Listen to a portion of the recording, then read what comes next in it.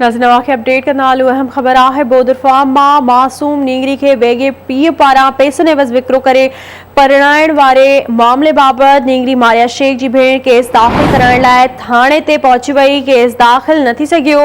रेहाना शेख जो चवणु आहे त मुंहिंजी भेण खे वेगे पीउ सिराज नोहरे 2 लख रुपयनि एवज़ विकिरो करे ॻोठ जे नौजवान माशूक मेमण सां परणायो आहे।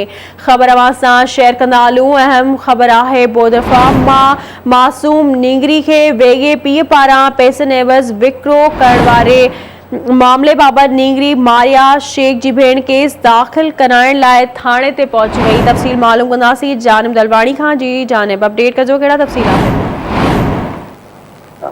जी बिल्कुल, ये बोदरफा थाने की हद है जैसे गुजरात वाक़ियो पंहिंजो साम्हूं आयो आहे त नंढी उमिरि जी शादी जेको आहे वो मारिया धी सिराज आहे, वेगो पीउ आहे जेको सिराज नोरी, उन जेको आहे उहो मुबैना तौर पैसनि एवज़ मारिया खे विकिरो करे बोदरफा थाने जी हद आहे हाजी हाशिम पन्नी जो रहवासी आहे माशूक जेको मेमण आहे उनखे विकिरो करे ॾिनी आहे शादी थी आहे।